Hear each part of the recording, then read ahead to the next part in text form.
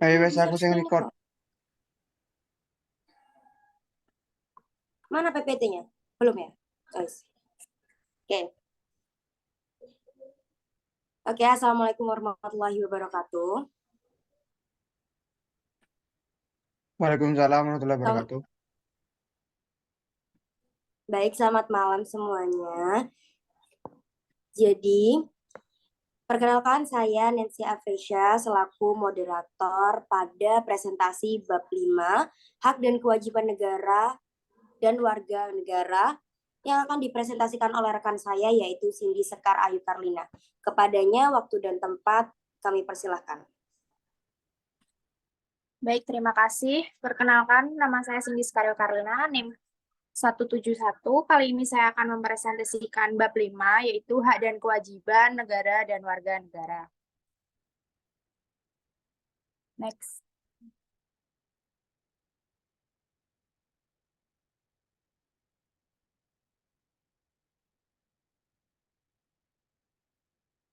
Oke, next.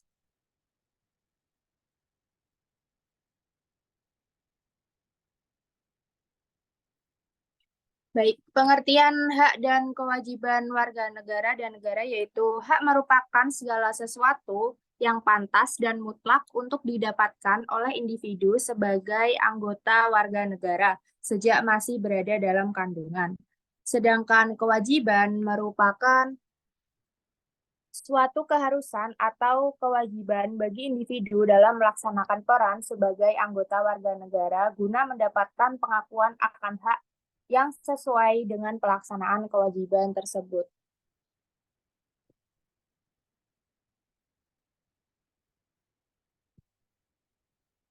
Saya bisa di next.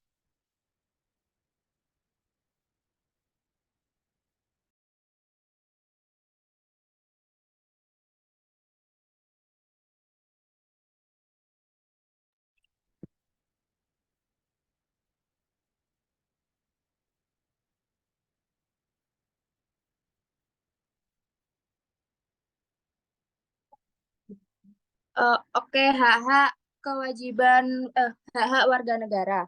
Hak dan kewajiban negara tercantum dalam pasal 27 sampai pasal 34 Undang-Undang Dasar 1945. Ada beberapa hak warga negara Indonesia, antara lain hak atas pekerjaan dan kehidupan yang layak, hak membela negara, hak berpendapat, hak kemerdekaan memeluk agama, hak mendapatkan pengajaran, hak untuk mengembangkan dan memajukan kebudayaan nasional Indonesia, hak ekonomi untuk dapat mendapatkan kesejahteraan sosial, hak mendapatkan kejaminan keadilan sosial, hak untuk mendapatkan hak untuk mendapatkan jaminan keadilan sosial. Oke, selanjutnya kewajiban warga negara. Kewajiban adalah sesuatu yang dapat dilaksanakan atau keharusan melaksanakannya. Kita sebagai masyarakat yang tinggal di suatu negara mempunyai kewajiban sebagai warga negara. Berikut ini adalah kewajiban warga negara Indonesia, antara lain: 1. Wajib menaati hukum dan pemerintahan yang tercantum pada pasal 27 ayat 1 Undang-Undang Negara Republik Indonesia tahun 1945 yang berbunyi segala warga negara bersamaan kedudukannya di dalam hukum dan pemerintahan wajib menjunjung hukum dan pemerintahan itu dengan tidak kecualinya.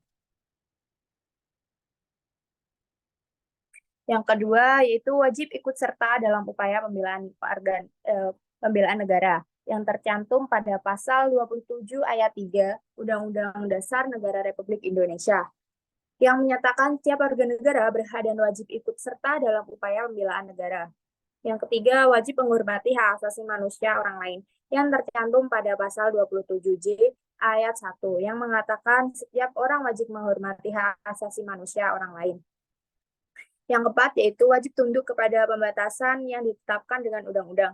Itu pasal 28J ayat 2 yang menyatakan dalam menjalankan hak dan kebebasannya, setiap orang wajib tunduk kepada pembatasan yang ditetapkan dengan undang-undang dengan maksud untuk menjamin pengakuan serta penghormatan atas hak kebebasan orang lain dan untuk mematuhi tuntutan yang adil sesuai dengan pertimbangan moral, nilai-nilai agama, keamanan, dan ketertiban umum dalam suatu masyarakat demokratis.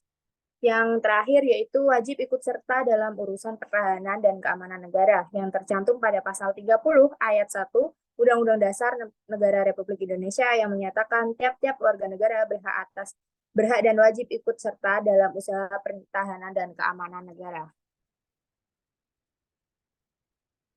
Baik, selanjutnya yaitu hubungan hak dan kewajiban warga negara. Hak dan kewajiban merupakan suatu hal yang berkaitan satu sama lain, sehingga dalam praktik harus dijalankan dengan seimbang. Jika hak dan kewajiban tidak berjalan secara seimbang dalam praktis kehidupan, maka akan terjadi suatu permasalahan yang akan menimbulkan gejolak masyarakat dalam pelaksanaan kehidupan individu, baik dalam kehidupan bermasyarakat, berbangsa, maupun bernegara.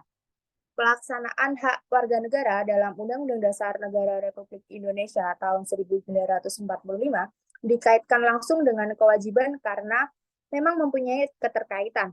Karenanya perumusan hak dan kewajiban itu dicantumkan dalam satu pasal seperti pasal 27 ayat 1 yang berbunyi segala warga negara bersamaan kedudukannya dalam hukum dan pemerintahan dan wajib menjunjung hukum dan pemerintahan itu dengan tidak ada kecualinya. Dalam kaitan ini dapat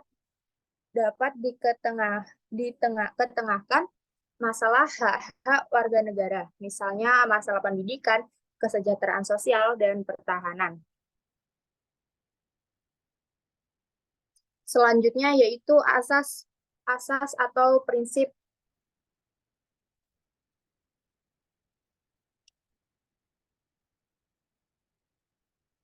Selanjutnya yaitu asas atau prinsip kewarganegaraan.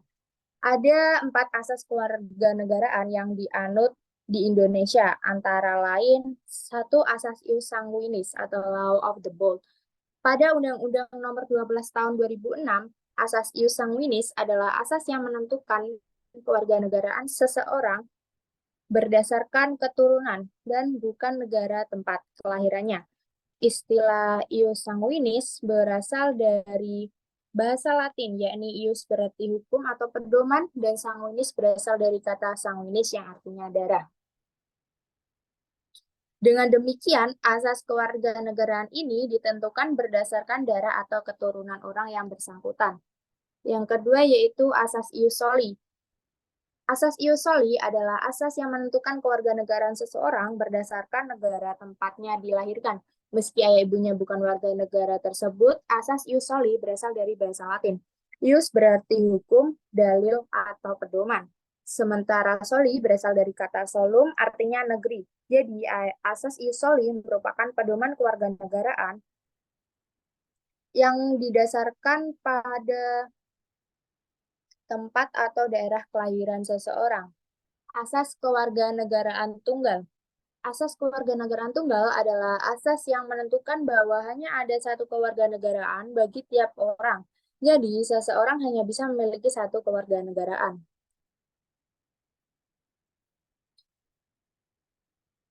Kemudian ada asas kewarganegaraan ganda terbatas. Adalah asas yang menentukan kewarganegaraan ganda bagi anak-anak sesuai dengan ketentuan yang telah diatur dalam undang-undang. Asas ini menentukan kewarganegaraan ganda bagi anak-anak yang belum dewasa, yakni yang belum berusia 18 tahun atau belum pernah menikah. Hal tersebut sifatnya merupakan pengecualian dengan berbagai pertimbangan bahwa anak-anak masih belum dewasa yang secara yuridis bisa dianggap belum memiliki kecakapan dalam lalu lintas hukum. Kemudian kita akan membahas hak dan kewajiban negara. Hak dan kewajiban negara terhadap negara antara lain 1. Hak negara untuk ditaati hukum dan pemerintah. 2. Hak negara untuk dibela.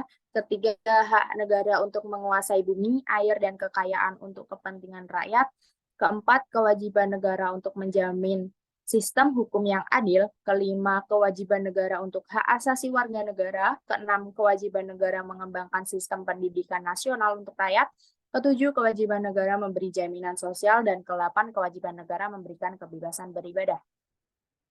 Selanjutnya yaitu hubungan hak dan kewajiban negara. Hak dan kewajiban negara saling terkait dan melengkapi satu sama lain. Negara memiliki hak untuk mengatur kehidupan masyarakat. Namun, dalam menjalankan tugasnya tersebut, negara juga memiliki kewajiban untuk melindungi hak-hak warga negaranya. Sebagai contoh, negara memiliki hak untuk memperlakukan peraturan-peraturan dan undang-undang yang dianggap penting bagi kemajuan dan keamanan negara, serta masyarakatnya. Namun, negara juga memiliki kewajiban untuk menjamin hak asasi manusia seperti hak asas atas kebebasan berpendapat, hak atas perlindungan dari diskriminasi, dan hak atas pengadilan yang adil. Selain itu, negara juga memiliki kewajiban untuk memberikan pelayanan publik yang berkualitas atas masyarakat, seperti layanan kesehatan, pendidikan, dan infrastruktur yang memadai. Namun, pemerintah juga memiliki hak untuk memungut pajak sebagai sumber pendanaan untuk menyediakan layanan-layanan tersebut. Dalam hal ini dapat disimpulkan bahwa terdapat hubungan simbiosis mutualisme antara hak dan kewajiban negara. Negara bertanggung jawab dan memiliki kewajiban dalam menjaga dan melindungi hak asasi manusia warganya. Sementara warga negara memiliki kewajiban untuk mematuhi hukum dan peraturan yang telah ditetapkan oleh negara. Terima kasih.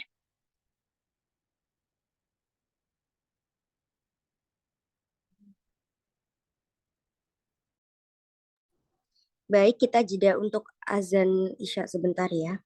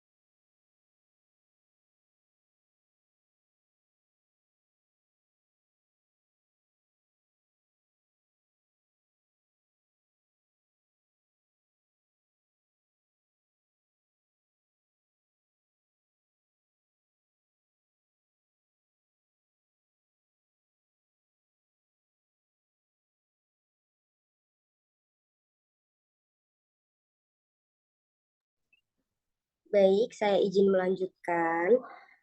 Untuk yang ingin bertanya bisa langsung disampaikan dengan cara mengangkat tangan, kemudian menyampaikan nama dan NIM, lalu mengajukan pertanyaannya. Silakan untuk yang bertanya.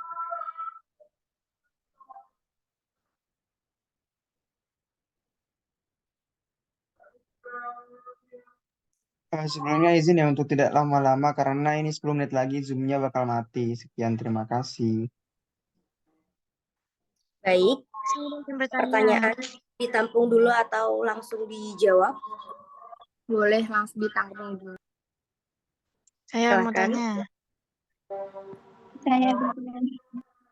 Silakan. Nama saya Putri Aurelia NIM 044. Pertanyaannya, jika ada seorang WNI yang menganut suatu agama yang bukan agama resmi di Indonesia, misalnya agama Yahudi, terus apakah seseorang itu harus pindah ke warga negaraan demi keamanan dan keselamatan negaranya? Ya atau tidak? Terima kasih. Wassalamualaikum.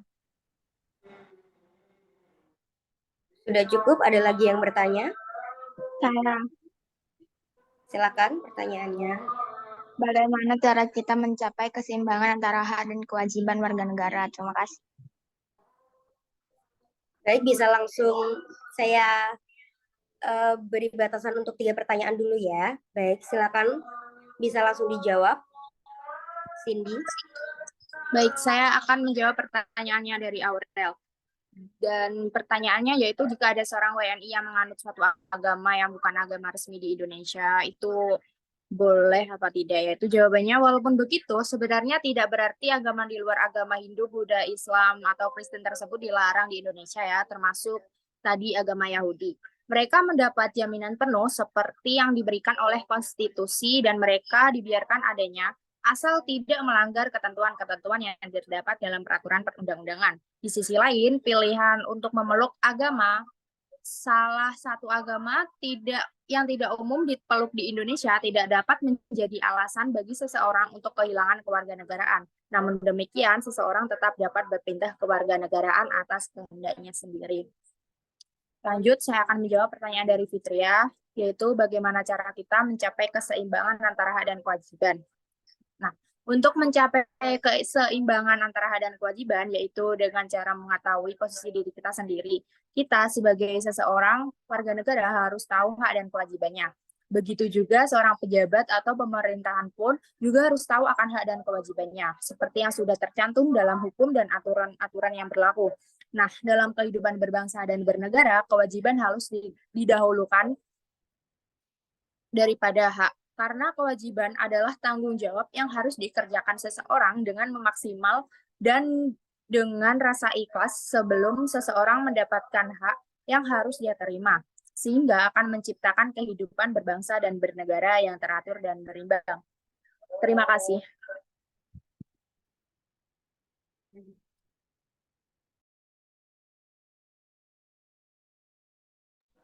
Baik, sebelum ditutup presentasi pada malam hari ini, silakan kepada rekan notulen untuk menyampaikan hasil dari notulensinya.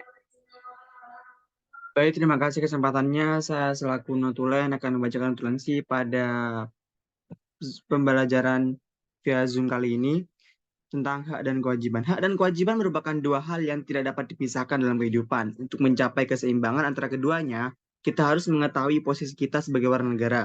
Di Indonesia pun hak dan kewajiban sudah diatur dalam Undang-Undang Dasar 1945 pasal 37 hingga pasal 34. Dan setiap warga negara harus menerima hak dan menjalankan kewajiban yang sudah ditetapkan tersebut. Hak yaitu kuasa menerima atau melakukan sesuatu hal yang memang semestinya diterima atau dilakukan. Adapun kewajiban adalah sesuatu hal yang harus dikerjakan oleh pihak tertentu dengan rasa tanggung jawab serta prinsip yang bisa dituntut secara paksa oleh pihak berkepentingan. Dapat disimpulkan bahwa hak adalah segala sesuatu yang kita dapatkan setelah kita melaksanakan kewajiban. Sedangkan kewajiban yaitu segala sesuatu yang harus kita lakukan dengan tanggung jawab. Dalam kehidupan sehari-hari sering terjadi adalah hak dan kewajiban tidak seimbang. Oleh karena itu, setiap individu harus tahu hak dan kewajibannya. Sekian notulensi dari saya kembalikan lagi ke moderator. Baik, terima kasih. Itu tadi merupakan hasil notulensi dari rekan saya, Ulul Albab Anuri. Kemudian saya akan langsung tutup pembelajaran pada bab 5 kali ini. Saya Nancy Afresha selaku moderator, mohon maaf atas kesalahan kata dan saya pamit undur diri untuk menutup presentasi pada malam ini. Wassalamualaikum warahmatullahi wabarakatuh. Waalaikumsalam warahmatullahi wabarakatuh. Waalaikumsalam warahmatullahi wabarakatuh.